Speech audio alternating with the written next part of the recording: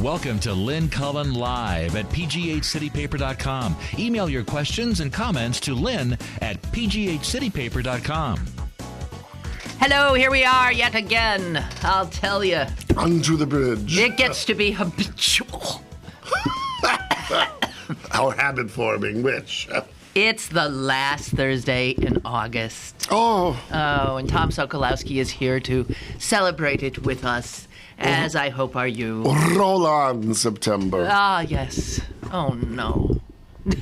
I'm glad. The summer moved rather quickly this year, and I hate the summer, so I'm so glad it's over now. But everything moves more quickly when you're Oh, that's true, too. aging. Oh, have you seen the effrontery of this? Tell me. Donald Rumsfeld, remember him? Donald Rumsfeld. Yeah, who helped get us into Iraq, Phooey. right? Yeah, exactly. Oh, he was always so He has been heard sure from. of himself and brusque. He has been heard from. He is still sure of himself and brusque, and he feels that Barack Obama has not made the case for Anything. anything in Syria. He doesn't think Barack Obama's weapon of mass destruction is as good as his weapon of mass destruction was in regard to Iraq. Good But didn't God. we learn there was no? No. There weren't any. It's just mind-boggling. It is mind-boggling. You know, someone used it. I was listening to NPR. Someone used that term. I mean, as if it was, computer. Whatever. If I'm saying no one uses that term anymore. After those 2 years when everyone used it, when they didn't find any. I suppose you could say a drone might be a weapon of mass destruction. No, because it's targeted. That's not mass. Oh, I see what you mean. It's targeted. Mass destruction takes out a lot. And I was talking No, about but this they're yesterday. targeted too. Yeah, but they kill tons Well, of all right, people. fine. Like an mass. A-bomb or something. Or Dresden in World War II, which is regular old bombs. Firebombing. Well, they were fire bombs. Yeah, well, Which made it all the worse. I don't know how something becomes a weapon of mass destruction. when journalists use that over and over, that's what they do. Well, it's the like twerking. it's politicians. Oh. No, No, we're not going to talk about that. twerking. No, but I was saying, it's like I was watching a lot of reality TV the other day. Oh, dear Wait, Lord. I see what I'm getting at. But every one of those programs, whenever people would comment about a positive action, one show they used awesome 20 times. So it's really the same sort of thing. When everyone uses it, it then becomes part of the lingo, for better or worse, and mostly worse, of our nation. Well, I don't know. Lingo, a word you just used, Well, it's a word. was obviously a word like that maybe, 50, 60, 70 years ago? Right, when okay, somebody fair enough, said, but these people using lingo. Wait. But lingo means a very specific thing. Yes. And the reason this overuse of awesome is so terrible is that when you say, hey, that meal was really tasty, it's not like, it was awesome. Escoffier came back from the grave and created a 25-course meal just for me. Now, that's awesome. Obviously, that kind of overuse, and it's always of adjectives. Yes, that's true. Because a thing... Is a thing. Lingo is a thing, right, essentially. Exactly. A noun you can't do that to as much. An adjective, right. God knows you can. Right. And so you lose, it loses all meaning. And A specificity, word should not want to end up in in that number one position. Yeah, right. Because it destroys it. Yeah, it does. Because then when something awesome happens... No, it's gone. It's gone. Well, that's what I've said. The word that upsets me, that's a noun that has been destroyed, is hero. Yes, right, exactly. We've talked about that. Okay, so enough of that. Enough! But more a serious thing, did you listen to... No, I didn't. Oh, I was very, very moved. I mean, and he spoke, as I say, he said, and it was true, he didn't try to be super duper poetic like Dr. Martin Luther King was, but he talked about the past, and it was very funny because he did a lot of that call and response thing, but when he got to the point of because they marched, ta-da-da happened. And then he was working up to it, and ultimately they marched. He just said the White House had to change. He didn't say, I'm here.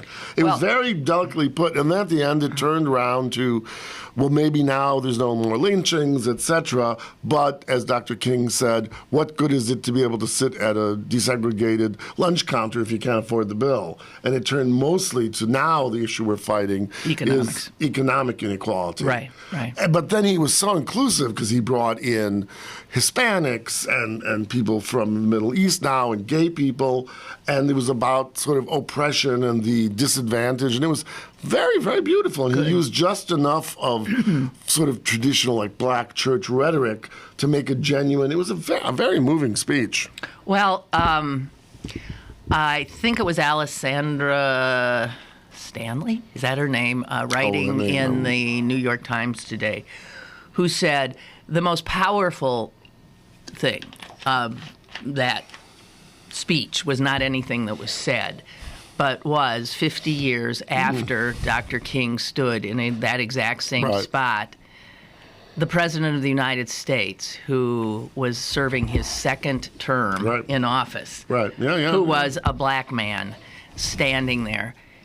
And she specifically pointed out that the president did not specifically point that out. She said that the biggest thing was 50 years after a two-term American president is standing there, and he's African American. But I mean, still all this incredible work to be done, and still the reality. Well, he made the interesting point. He said they did not march to make some of us, meaning like himself or some other black or Hispanic great successes, billionaires. That wasn't the point. It was the fact of, yes, maybe you'd have one or two billionaires, but everyone would be able to make. It was for opportunity for everyone. Exactly. And that was very, very, it was very And that has astute. not, obviously, not only has that not happened in some respects, I think it's worse. I think there's more economic dislocation and more of a chasm. There's less middle class.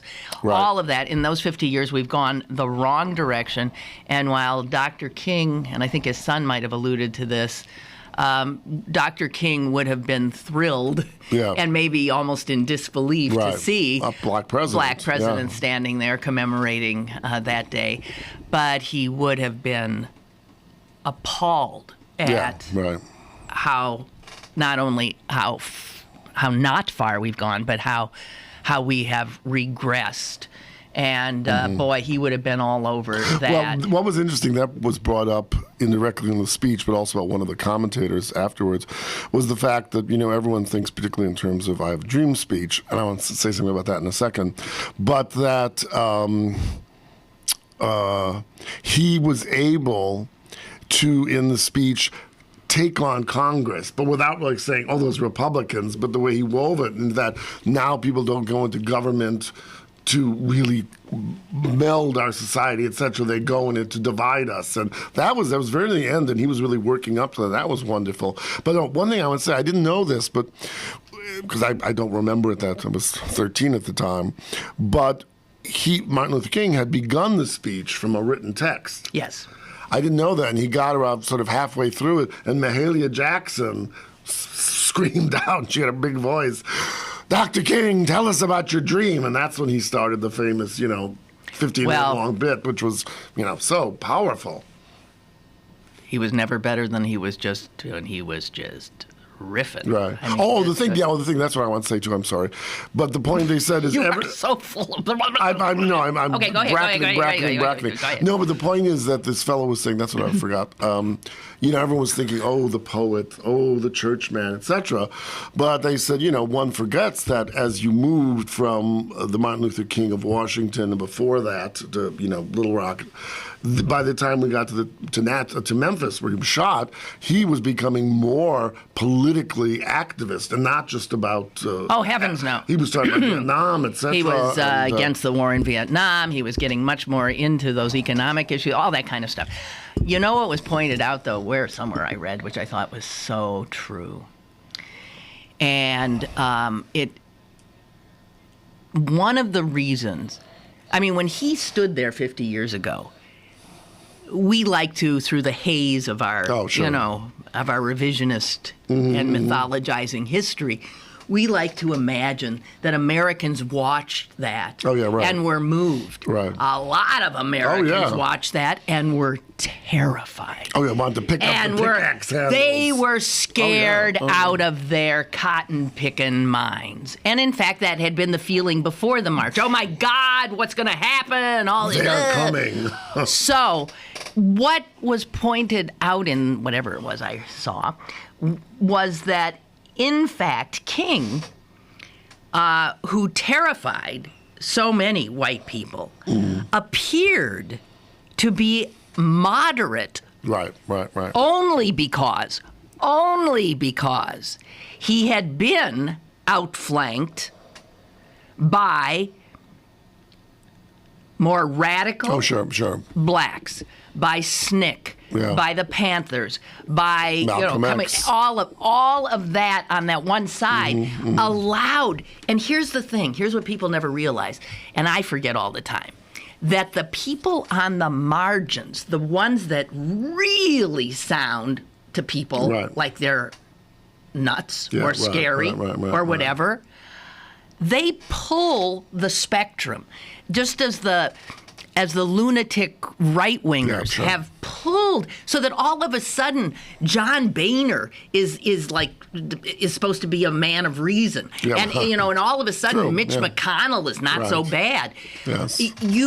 When you have Metcalf against, when and if the people way over there on the margins don't ever get power, they have extraordinary power in how they pull things to their side, at least make it go, make other people pull that way, and then make somebody who was scary, like Dr. Martin Luther King, look centrist, like a guy we can talk to. Right, exactly.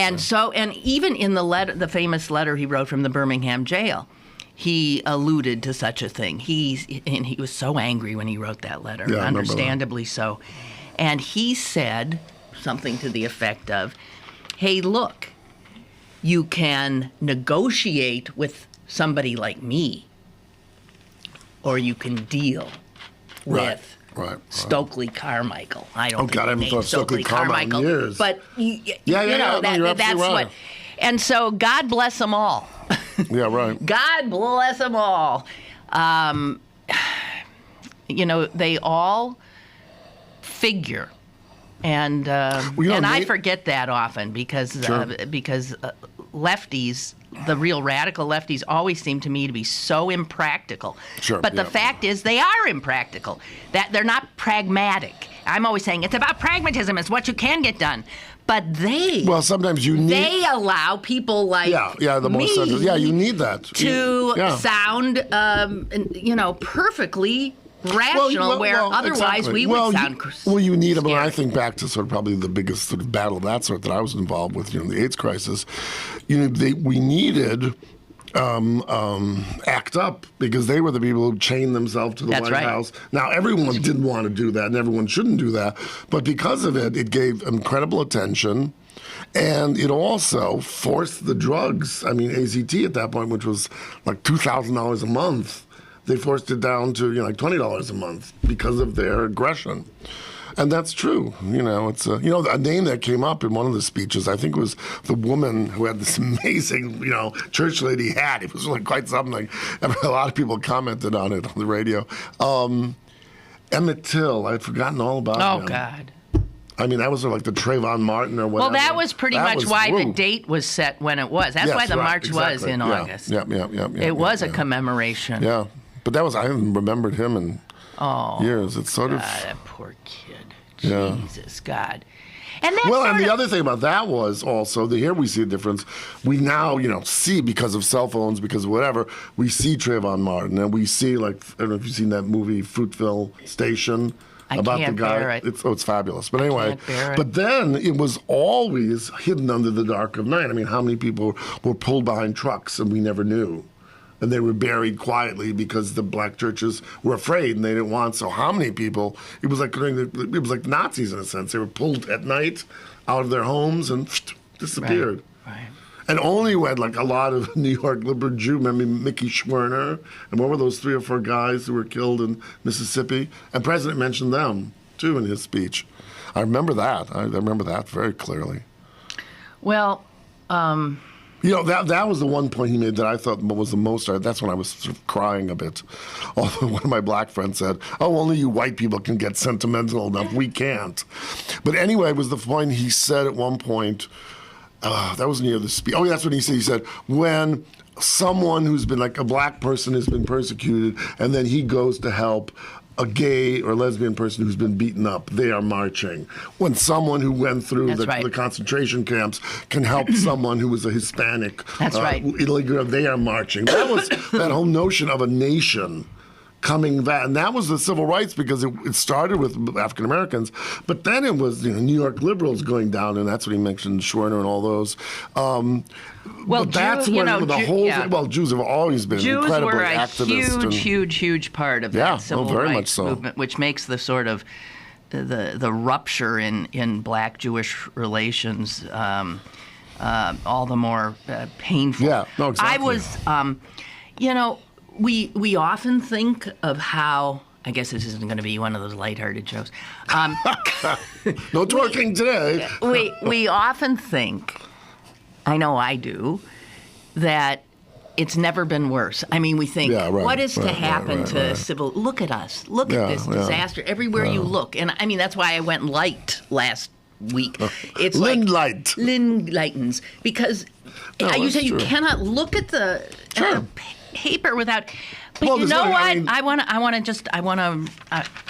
I was looking at a New York newspaper. Yes. That was a Yiddish newspaper, the Forward. Okay, yeah. Have you heard of it? Yeah. It's been there forever. So you're going to read it in Yiddish to us? No, I'm not, because it comes out in English now. I see. But they do this amazing thing. I do subscribe to it because I get so blown away by their perspective on so many things. They are part of this old. They started Jewish lefty as like lefty labor, Emma Goldman, coming out of that those Jews, Jewish immigrants, and they still have a bit of that flavor, but they because the paper's been around for so long. They do, this is what I love, they do this 100 years ago in the Forward. Oh, okay. And they do a little... pull out, right. They pull something out. 75 years ago in the Forward. Well, the last issue, can I just... Please. It'll show you how much it's always been thus. 100 years ago, so that would be August of 1913. 1913, right. Here's what they're reporting on. A committee has been organized to help the cause of Leo Frank. Oh, yeah, Leo Frank, right. A 24-year-old, I didn't know he was that young.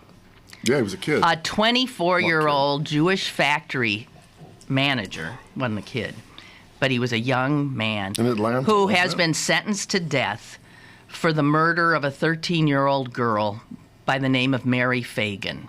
Yeah. Frank's supporters claim that he is innocent and that the anti-Semitic air of the trial unduly influenced the jury. In fact, Frank's supporters argue that the anti-Semitic atmosphere of the entire city of Atlanta poisoned the case. And believe me, history has proven them right. They made a musical about this. Yes, they did. They made a musical about it. The supporters point to the celebrations that took place all over the city after Frank was declared guilty. Anyway, they go on to say, more and more groups, among them a growing number of Christians, are also protesting Frank's innocence. It has become evident that the anti-Semitism of a large number of Southerners has infected the outcome of his case. You know what happened to him. So he was found guilty. It had to be just days after this. Yeah. He was lynched. Yeah. They pulled this guy out of jail and hung him from a tree. Those good old white Southerners. And there's pictures of his body hanging from a tree, too. Strange fruit. And you wonder why, Jews felt common cause with blacks, because he wasn't the only Jew, because when we did that show on lynching, he wasn't the only Jew. There were a number. Right. It's always the other. Yeah. Then here, look at this, 75 years ago, 1938. The tense atmosphere in Jaffa. You know where Jaffa is? Yeah. It is like 2 feet south of Tel Aviv. Yeah. Okay. Jaffa had, and this is before Israel did not exist. This is 10 years, right, 10 years before right. Israel exists. The tense atmosphere in Jaffa has calmed down a bit only days after a huge bomb in the city's marketplace killed 2 children. Okay?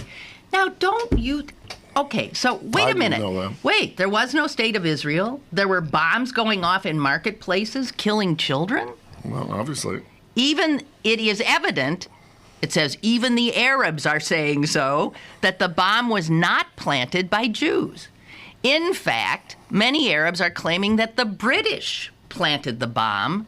Well, because the British had... as revenge for the recent assassination of one of their officers. Others say the British bomb... had colonial whatever. They were in charge of it. In charge, yeah. They were in charge of it. They're the ones who were keeping Jews from getting out of... Jews were trying to get out of Germany. Right. This is 38. They were desperately trying to get out to save themselves and their children. And the British were refusing to let them come into Palestine. Even Roosevelt was involved in... The bomb was planted by anyway. As far as local Jews are concerned, they aren't sure who planted the bomb, and they don't rule out that it could have even been foreign provocateurs like the Nazis. Okay, so, but what struck me is, okay, wait. They're lynching, here we got the 50th anniversary of the march. 100 years ago on this day, Leo Frank is swinging from the tree because he was not a white Christian. Right. If you're not a white Christian, you were suspect. You were more than suspect. You were more than suspect. You were in danger. Yeah. And what has changed? And then 1963, they have their coverage of the march. That's interesting. And they point out that it was an incredible, a huge demonstration of unity that included blacks and whites, Jews and Christians. It was the largest ever held in the Capitol, demanding civil rights for African Americans. Trains and buses from the New York area were packed with demonstrators, and much Yiddish could be heard throughout. Okay, why do we think? Well, it's funny because we don't remember the specifics. Well, especially now, when was Jaffa in many people's minds at that time? Nobody's mind, number one. But, in what year, when you think about the mall, etc., what year was it that Marian Anderson sang? Was it 38 or something like that? When she was supposed to sing. I know exactly when it was. It was big hall. No, it was 1948. No. It was earlier than that, I thought. No, because... No, it could be 48, because what's his name wasn't president in 48. FDR. Yeah, because it was Mrs. Roosevelt who said, we'll sing at in front of the Lincoln Monument, because they wouldn't let in Constitution Hall, because those ladies, whatever those ladies called, Daughters of the Revolution, no. Daughters of the American friggin' Revolution. Yeah. They wouldn't let her because she was black. Vile outfit. No, so I bet it was 30-something, I bet. Okay, I'm blanking. I actually use that as I should know that. But that's it, because that was really the first in terms of like a racial thing to happen on that space. Well, as far as you know. Well, in terms of a massive, no, that was government. Okay, we've got a call. Hi, caller. Lynn? Yeah. I thought I was calling your producer. I've been having a hard time picking up your signal, and I was wondering if you had made any changes. No. I get the picture, I can see your picture, but the thing keeps spinning and I never get a sound. Well, what do you think that's from? What is that? I think it's gremlins. Her computer. I'm saying we're blaming it on your computer. Well, see, and that's... Now you're starting to sound like Comcast. Comcast always says it's my computer. Okay, well, one thing you can try, and I don't know if you have, is just shut it down, turn it off, pull the plug, and start over, and see if that doesn't remedy it. That's the easy one. I've tried that. But anyway, I'll call Comcast then. If you haven't made any changes, because one time something came up and said I had to change my browser. Oh. Now, see, it's on. After 15 minutes of trying to get you, it's on. I think it's your computer. That's just slow. That's just something that's slowness. Or the Lynn Cullen ferry. I'm sorry. Good luck. And you can always go over, maybe if you're having trouble with video, maybe if you just went to audio only, you could hear it. All right. I will try that because I've been missing you. Thank you so much. Thank you. Bye-bye. Bye. We should take a break. Well, that was my first. It's like I felt like somebody at a call center in Mumbai. Yeah, right, exactly. Did I do okay? I'm Peggy. Yeah, it's your. I love those commercials. Peggy, Peggy, those were great. This is Peggy. Yeah. Okay, we'll take a break. We'll be right back. You know my favorite on the way with Lynn Cullen Live. Go to bergbargains.com for great deals on gift cards from your favorite local restaurants, bars, museums, attractions, and shows. This week, 50% off tickets to the Pittsburgh Irish Festival. Supplies are limited. bergbargains.com, Pittsburgh's best bargains. bergbargains.com. I'm Les Ludwig, your independent, self-financed, clean candidate for mayor of Pittsburgh. You've heard the saying, same old. If we don't change what we're doing, we can only expect the same results. Let's look at what the Democratic Party leadership of your lifetime is asking you to do on Election Day. They want you to forget that they and Ravenstahl have not lived up to minority contracts and the jobs involved in it. If government promises work and jobs and wants to leave it for the next candidate, will it ever get done? How can we trust Peduto and especially the leadership when they continue to act this way? Are they hiding something worse than Harper's misdeeds? Vote November 5th and remember, same old. Embrace change and work willingly with it. Think outside the party's box. Make Les Ludwig your mayor and join his march to clean government and keeping promises. Have a question or an opinion? Call Lynn Cullen at 412-316-3381 or email lynn@pghcitypaper.com. Now, more with Lynn Cullen Live. Oh, I just want to, before I get to that, I just want to say that, Mark Twain, who I just love, said this, and I think these are words to the wise, that we all should, it's not an absolute, but it's close. It's an almost absolute. It's an almost absolute. I think that's an there must be a oxymoron. word. There must be a word for that somewhere. An almost absolute. Mark Twain said this: "Whenever you find yourself on the side of the majority, it is time to pause and reflect." It's the truth. It is the truth. It's the truth. Because it's when we become you don't want self-satisfied and comfortable. Right. It's always too easy.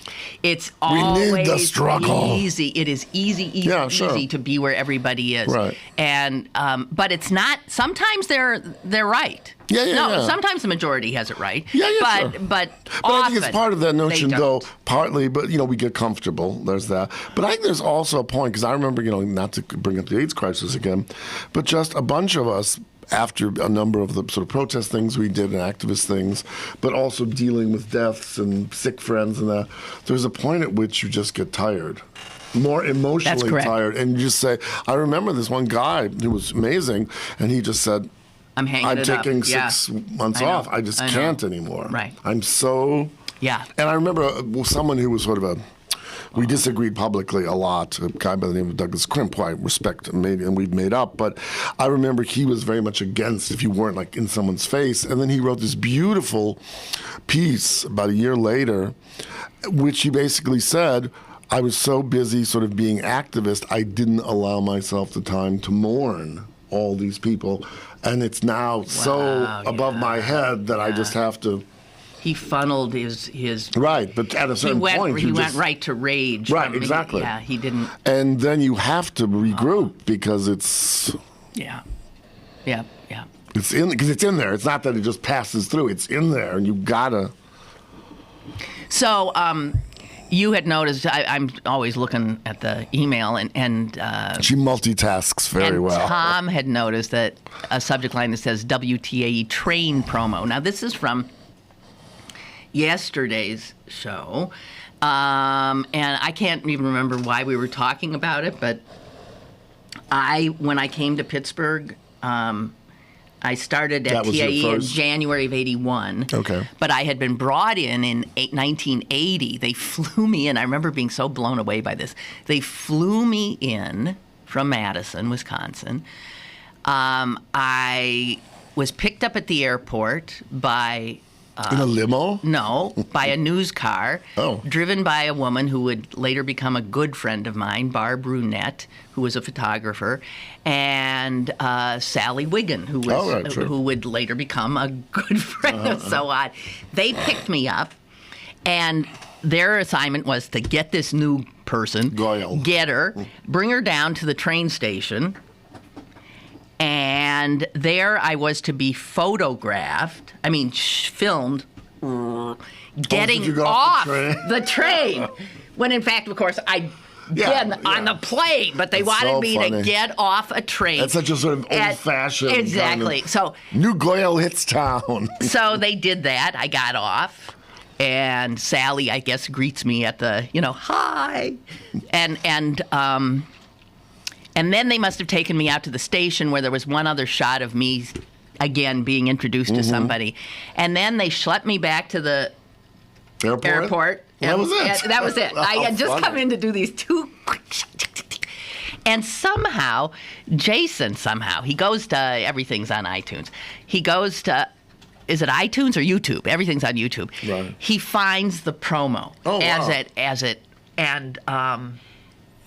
it is literally less than 1 second if you put the two shots together. Right. But yeah, they're out, it's all out there. Well, how much in advance of your actual starting did that thing run? Oh, I think it ran, probably it started just weeks before I came.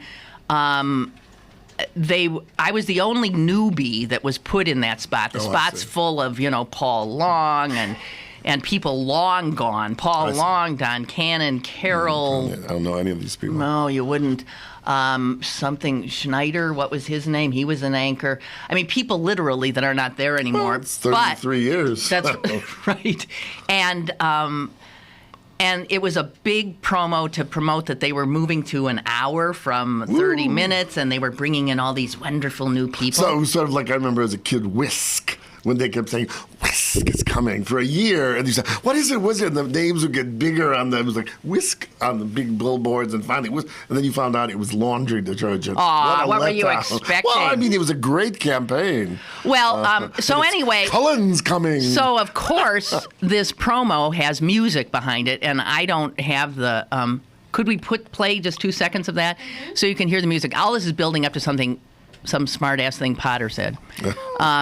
Okay, so here it is, yes, and it's called Hello Pittsburgh. It's a promo, started playing in January of 81, just when I arrived. President. There's a feeling in the air that you can't get anywhere except in Pittsburgh. Pittsburgh. I faced 1,000 yesterdays, and I love the magic ways of Pittsburgh. Looking from the inclined view, the spirit shows in you each time you touch the sky. From where the river sounds like a Captain and Tomato. Karen Carpenter, actually. Was it? Oh, that was it. Oh, there she is. You don't look at Oh, here it is. Here's the biggie. Makes no difference where I go. You're the best hometown I know. I think I've heard this once. Pittsburgh. Hello, Pittsburgh. Don't you remember that? Oh, you weren't here. No, this was, I think, something I heard. And Channel 4 loves you. And there's Vic Cianca ends it up with a okay. So that was it. Person famous? The cop? The cop was very famous. Oh, I see. I think he even ended up on the Tonight Show or something For what? once. For crossing himself? No, because he was he directed and he traffic. was dramatic. And he was the one who first did that kind of thing. Oh, really? He was a character. Oh, and he did ballet and he did this and that. Really? So I wrote to Potter. Yes. Oh, Potter wrote to me. He said someone should make somewhat. No, that's some Pittsburgh band. He says needs to do a cover album of all those local TV promo songs. I wrote back and said, and yeah. Then we can use it to torture prisoners at Guantanamo. Yeah, right. And then he wrote back. He got him going. Makes no difference where I go. I'm never leaving Guantanamo. Oh, that's brilliant. Yeah? Now, so we're working on it. We're working on it. But now, being serious about this, haven't they? They've stopped the food strike. I don't know. Because that was about a month. How many things can I worry about? I've got so much on my plate. You're being I light. cannot worry about the poor guys in Guantanamo. Although I saw we spirited 2 of them out. Oh, we did? And brought them back to whatever their country is, and we didn't say anything about it. We got to take a break. Jeez. Did we never take a break? Oh, we did take a break. We did take a break. Time to play with. All right. Okay. So what more little clippings do you have, dear? I have one more from the forward, then you'll have to forgive me. No, the forward's great. This was another one blast from the past, speaking of the Olympics coming up what the proper reaction to the Russian homophobia. The one I loved in a sense was someone said, because the opening night of the Met, it's going to be the third one in succession that this woman, Anna Neprenko, who's one of the hot singers of the moment, she's going to open, and they're opening with Eugene Onegin by Tchaikovsky. Yeah. And Tchaikovsky, who was gay, and now they're doing a biopic in Russia saying that was not true. Although he had a totally fucked up, pardon my language, sexual, weird fantasy life. But anyway, they want the Met to do some sort of protest or something. And Peter Gelb, who is the general manager, said, that's not appropriate. We're not going to get anything. And in fact, I think that's true. And then the Russian soprano, the one who's singing. She came out with a very, very good statement. Yes, she was. And that's true. So the place to do something would be, at the Olympics itself. And what that is, who the hell knows? But here, there've been some historical allusions again to 1936. Yeah, of course. The 1936 Olympics held in Berlin. 36, when things are already getting really squirrely there for Jews and for lefties and trade unionists and gays and intellectuals. Well, and it was quite, and so obviously something very dark and sinister was afoot. Mm-hmm. And the IOC, the International Olympic Committee, it was, as usual, totally clueless, didn't want to make any trouble, didn't want to offend Adolf Hitler or anybody, nor did the United States Olympic team. So here is something that probably nobody knows. There was a guy, we had a sprinter on that team. Now, everybody knows Jesse Owens. Yeah. But one of his teammates was a guy named Marty Glickman. I'm sure Adolf didn't like him very much. He's laughing because that's such a Jewish name, right? Marty Glickman. And he was... jeweler to the stars. And he was, a teammate. And he was one of them who was on the 400-meter relay team.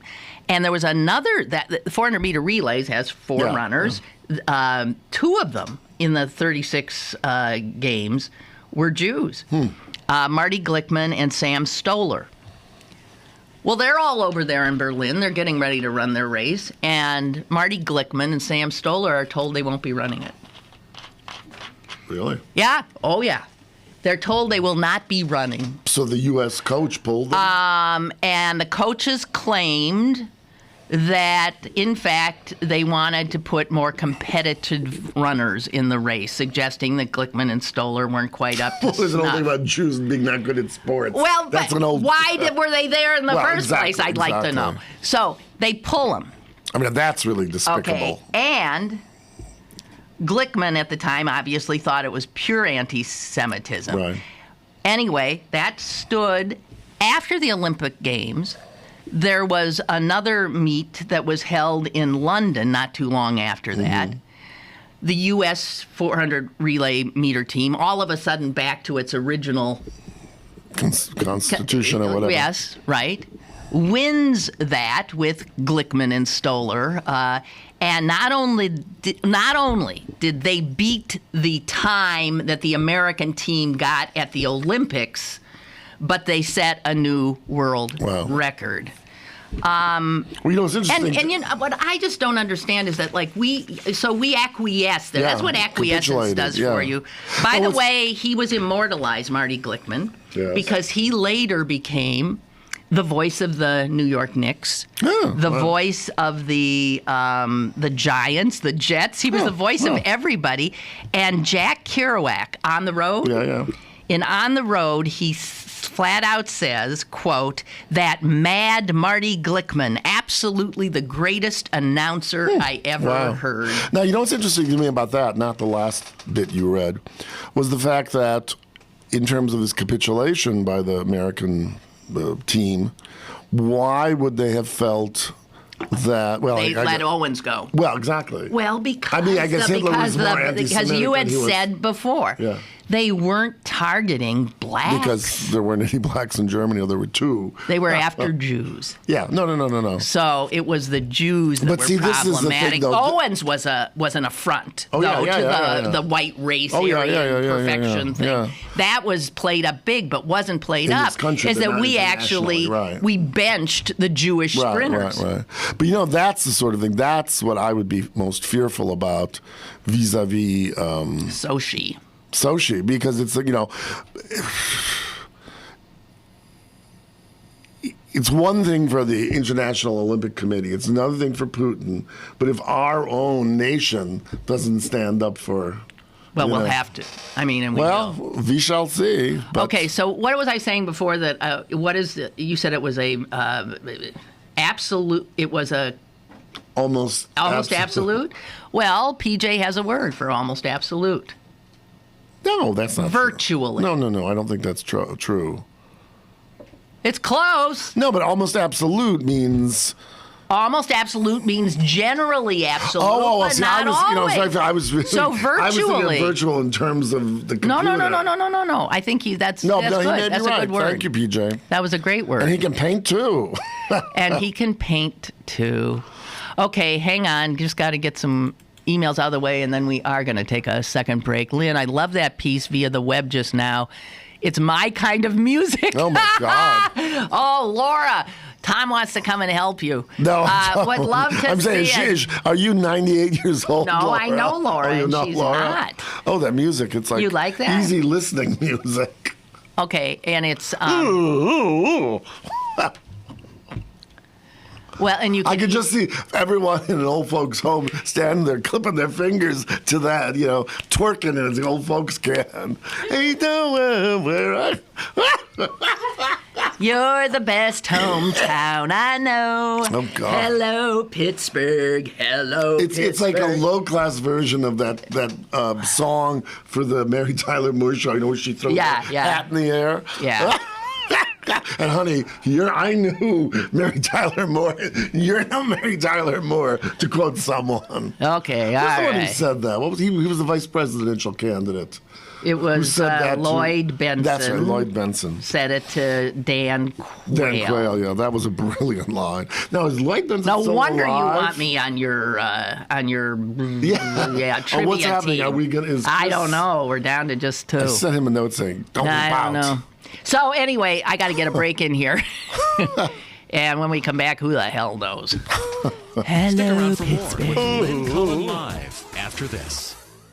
This week's Pittsburgh City Paper is available now. Pick up one today for the special back-to-school supplement. Plus, Mumford & Sons, Dave Chappelle, Fungus, and News of the Weird. Pittsburgh City Paper available at over 1,700 locations throughout Western Pennsylvania and on the web at pghcitypaper.com and on your smartphone with GPS-enabled listings at citypapermobile.com. Come to Little's for all of your back-to-school needs. Little's has everything for all ages to stay in style for this upcoming school season. Check out the large selection from Doc Marten, Steve Madden, UGG, Clark's, Lely Kelly, New Balance, and much, much more. Don't forget to come visit this season's colorful handbag selection as well. Little Shoes, Pittsburgh's largest family shoe store, 5850 Forbes Avenue in Squirrel Hill. We will not be an easy target. We will never roll over and let pain plan our day. We will protect our bodies and fight back by moving. We will do our morning laps, walk our dogs around the block, pass up the elevator, and proudly take the stairs. Because arthritis can't beat us if we beat it first. In the fight against arthritis, you need a weapon. What's yours? To learn more, visit us at fightarthritispain.org. This message brought to you by the Arthritis Foundation and the Ad Council. You're listening to Lynn Cullen Live at pghcitypaper.com. Once again, here's Lynn Cullen. Okie doke. Oh, my. Okay, Lordy. Lynn's pile of papers is diminishing as we go through these topics. Okay, so I think we were talking the other day about phone calls and how young people don't make them and they don't use the phone anymore, and how the landline is almost dead, and even that, they don't converse on the phone. I had a tweet this morning a message, a text. Jeez, see, I had a text. These new words. I had a text from somebody today, and it was somebody that I haven't been in touch with for about a month and a half, who I adore, but I've just sort of been lost in my own world, and I wanted to. She was asking a question, a very specific question, and I wanted to answer, but I felt guilty because I hadn't. I started trying to answer, and I thought to myself, you know what? Texting is not for what you want to do right now, because I wanted to explain myself. I wanted to say, I did. Because you only have X number of characters, well, no, that's tweeting. Oh. I could have gone on forever, but nobody wants that. No, a text is relatively quick.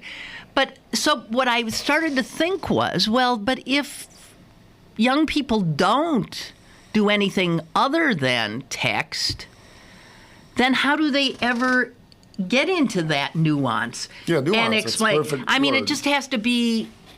It's so specific. The information that goes back and forth. Want to go to dinner? Yes. Where? North side? Yes. 7:30. Yes. It was, and so I did try to make an effort to say, I'm this, I've been that, and here's him, and I'm him, and I thought, geez, it literally changes how you relate to another human being. So these are big things. And will change the way that it connects up with that business converse. Of awesome. Everything is reduced to just something like good or bad, not nuanced. And that's what makes you different from me, friends different from acquaintances, different from nobodies. That with friends, we want to be terribly nuanced. But here's the thing. Here is a real big thing that I'm starting to see. It is absolutely true. Young people, and I don't know if that's 30 and under or 35 and under or even 40 and under, literally consider phone calls at best an interruption. At worst, rude. They consider them rude. God, I can sit on the phone for hours. I love chatting with people. Okay, well, I'm certainly no kid, but but that's true. That's what I hear. So it's probably under 35. They think it's rude, and I understand that. Because I know, but it is an interruption. You're doing something and bang. No. But as many people, I have this one friend who, for one reason or other, my phone was not. It was saying blocked, and I didn't block it. But he said he will not answer his phone unless he can see. I want to talk to Lynn Cullen. Why? No, I just think before you couldn't do that. Gee, you're younger than me. Are you out of your mind? No, I'll just say. Well, because it's somebody you don't want to talk to. So, Miss Hermit. Anyway, I'm getting close the Jewish to getting. Hermit of Regent Square. I'm getting real close to getting rid of my landline. I'm sick and tired of people bothering me. No, but your landline can have a blocking thing or whatever on it. Oh, it doesn't work. Oh. How come I get 500,000 calls from because you're so charities? No. Okay, here, listen to young people talking. All right, young people. Kevin Castle, 32-year-old chief technology officer in California at a software company, says... that makes him suspect already. No, this is we're talking to. He's 32. No, he's but not I mean a that kid. he's doing Listen, he all says this internet shit. God, you sound like a fogey. Says unplanned calls are such an annoyance that he usually unplugs his desk phone and stashes it in a cabinet. Calling somebody without emailing first can make it seem as though you're prioritizing your needs over theirs, says Mr. Castle. Oh, how self-important. How self-important. He's not the president of the United States. We're just used to it. We're used to the interruption. Well, I remember. Do you want people knocking on your door? See, it used to be that's true. before phones, people would come and knock on your door. Well, you don't want people knocking on your door. This is very pertinent because the other night, I don't know what I was thinking about. This one aunt, my mother's sister, and her husband died many, many years ago, and her maiden daughter lived with her. And I remember when I was growing up, I don't know, to age like teenager, we would just drop in for a visit. And it was just, if they were home, they were home. They weren't. And it's not as if, and they would say, oh, come on in and look, let's have coffee. And, it just. And now that would be considered rude. I guess it would. I don't know. No, now it would be considered rude. And you know what? These kids are the future, and it will be considered rude very soon to just out of the blue call somebody. Well, that just seems to me so isolating. No. But I mean, it's like that whole business. They say kids how parents now say for smaller children that they have to limit their internet time and their tweeting time to get them not only just to go out to play and get some fresh air and all that sort of thing. And you know what I feel about sports, but just to get them out among other people. And, when you hear so often these kids who are just with things stuck in every orifice and, and then hot dogs thrown under the door so they can have something to eat of their bedroom. But I don't know. I just think that's so isolating and pod-like and wheesh. Well, I'm just saying. I'm just reporting back the future. Yeah. I'm just reporting back from the future. And what's happened is that businesses that rely on a sales staff and who are hiring young people are finding that young people are extremely uncomfortable about calling people on the phone because they do. So sales... Because they feel it's an intrusion. They feel they're intruding to other people. At Metro Guide Publishing in Halifax, Nova Scotia, all of a sudden the owner noticed that her sales were down. Mm-hmm. And her sales staff, all under 35, it turns out were emailing their pitches to clients. And not calling them on the phone. And she said, you've got to call. You've got to talk to them. You can't, you have to engage them. Right. And the kids were so freaked out that she had to hire somebody. And listen to this. Now there's a business. A business. A phone use consultant. Listen, she makes... That sounds like a dog psychiatrist to me. She makes $1,500 a day. I better change careers. A phone use consultant. And she has been spending 2 days a week at the office helping these 35 and unders to understand how to use the phone, to get over their fear of the phone. Oh, and some of them are good. I find this. I like immediately if I don't click them off because once you start talking, they will just go like, and won't let you get a word in edgewise. Here's another corporate trainer in Atlanta says the issue of phone aversion frequently comes up in her training sessions. Wow. One of her clients, a manager at a large utility company, recently had to teach his young employee what a dial tone was and had to explain to this guy who was a college graduate, had to explain to the guy that desktop phones do not require you to press send.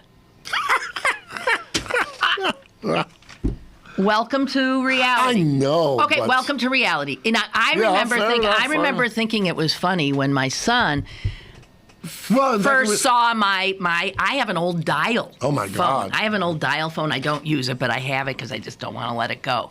And he looked at it. He said, "How does that work?" No. And I had to show him. I said, so our number, and he couldn't do it. He kept. He said, wait a minute. So you mean I have to go all the way around? I said, you have to go all the way around and hit. You have to bring it all the way up to that little silver thing and hit it. Then let it go back. Well, we then still do the say next dial number. a call. We've been pushing for years. He was freaked. Really? He could not believe how long it took. He couldn't quite get the motor skill required. He was blown away. To tie your shoe. Well, all I want to say is this stuff changes, but it is changing the way we interact. And if you've got college grads who are working in management level positions and they don't literally know how to use a telephone, then we, the older farts, better wake up and realize that the future does not include phones. Well, when we talked, this was some months ago, about the guy who had some workers, in their 20s or something, and one of the workers sent him a memo saying, "Oh, please, when you send me a message, please type it or print it because I can't read your script." Well, that's and this true guy too. was saying, get a life. No, they can't. No, I know, but my God, you can't read script. It's just. Well, sorry. This is the thing. This is what getting old is. This is what getting old is. Well, can't read script. Well, what do you think the people when we were in our 20s and 30s who were in their 60s and 70s were saying about a lot of stuff that we True, fair enough. I know I'm not saying, but I think this is what happens. Yeah, well, it's happening quicker because technology. No, absolutely true. And I don't say that it's not happening, but it's just some of these things. Well, no, I was just saying quickly. I don't know if the listeners picked this up, but this notion of we still say dial a phone, dial her number. I remember when we started 35 years. Yeah. I remember with princess phones. I remember arguing that point of saying that dial is not the correct verb anymore because you don't. Dial was dial. You press. But you see how some words make the leap whether they really are descriptive. Like dial used to be descriptive. It's not descriptive anymore, but it's a word that means to input a phone number. Right. But there's lots of things like that have made it over into the future, but they're not descriptive of the act anymore. I think I was shocked to hear the kids still say record. Yeah, right. Did you hear Beyonce's new record? Right. Why would they say record? Right, it doesn't exist as a record. Yes, it does. No, Jess is saying yes, it does. No, but I listen to my music on vinyl. So you're listening on vinyl. On vinyl, then it is a record. Vinyl. Well, we didn't used to call it vinyl. Yeah, I know. My son loves vinyl too, because it's so button-top shoes. Yeah, it's so, I say record. But you call the CDs records. When you say a record, no. When you say a record, you mean specifically vinyl? Yeah. I don't think. Well, no, you're using it that way. Mostly right, Lynn, but some people do. But also, people don't even listen to CDs anymore. Because I don't do this.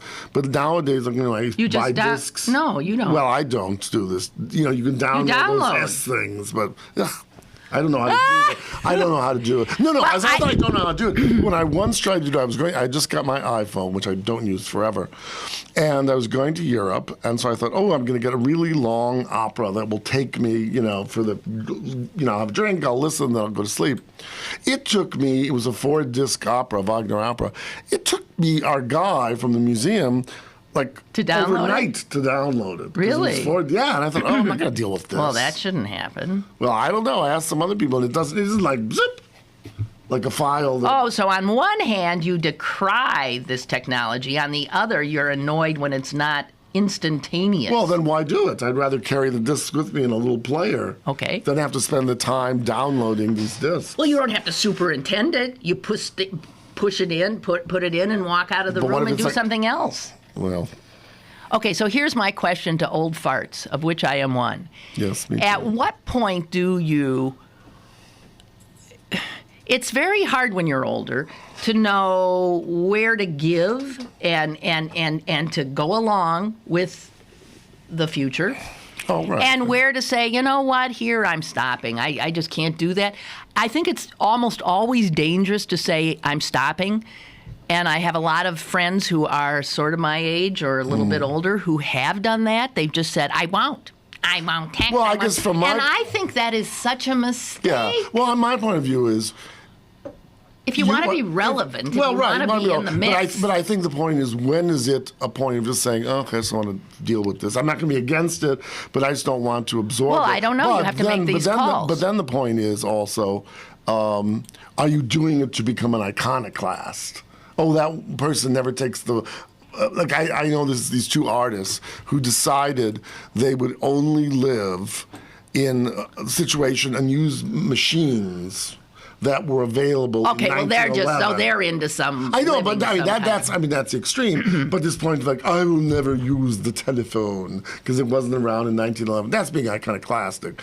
Not needing to have the most up-to-date chuk that you stick in. Like someone sent me this thing on something called, Jess, do you know about this Chromecast? It's this little hoodookie that you buy. It looks like a flash drive, and you stick it in your television, and then you can get anything that you could get on the computer onto your TV screen. And so I was thinking, well, why would I really need that? Are you kidding? Well, why? I don't necessarily have to. Because pretty soon you're going to pretty soon, TV is going to change totally. And it will be available essentially on computer. You're going to want to access it on computer and watch it on that big screen. That's what I think. Okay, so PJ writes, as in regard to record, read it slowly. Record. He says a CD is a record of a song. A record of a song. An MP3 is a record of a song. Vinyl is the object. Oh, my, that's very anal, isn't it? Do you agree with that, Jess? Did you hear that? Yeah. You agree with that? Sure. But you use vinyl as meaning record. Yeah. Yeah. So, okay. See, these young things eventually discover... they eventually discover that the old stuff, in some ways, is better. Well, no. That's a bit... They're so enthralled with vinyl now. But they do have the sound on CD... Because I remember when CDs first came in, I felt they had a kind of new richness of sound that, unless you had the most incredible speakers, etc. But now people feel that there's a different kind of sound which is partly iconoclastic. Well, there was always a different kind of song on my records. It was pops and skips and scratches, because I never took care of my vinyls. My son is horrified. He said, No, don't stack them. You mean you've stacked these for 50 years? Oh, my God! Yeah, it's bad. Why? What does it do? I don't know what it does. I've just heard that. Yeah, it's bad. Oh, no. You should see the way he treats them. It's like, yeah. Meanwhile, he takes his clothes off and throws them here and there. But yeah, my old records. You have to end us on a funny note. You mentioned stacking, and one of my old friends tells this funny story. She grew up in Tampa, Florida, and her family had a business, and they had a little bit of money, so they always had help.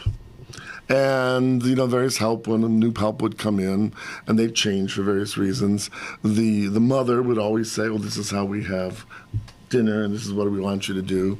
And one time, the maid, after they made the meal was very good, the maid said to her, oh, Miss Saul, is you class or does you stack? And meaning, when she took the plates away, did they have to do it one by one, or did they? Is you what? Is you class? Because I guess other people. Classy people don't stack. But I always think of that. Is you class? Well, I remember. No, that's true. And I actually remember being somewhere where, as you're taking plates, if you were to put one on top of the other. This is not a diner. Oh my God, the horror. The Limoges china will chip. Yes. Oh my God, what are you doing? But this friend and I, whenever we want to play... Okay, is you class or does you stack?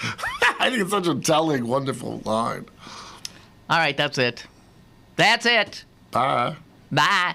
One thing, I think we're off now. No. Oh, we're off? No, we're off. We're not off. I'm saying goodbye. Oh. I'm saying goodbye. Goodbye. Thank you very much. Tomorrow.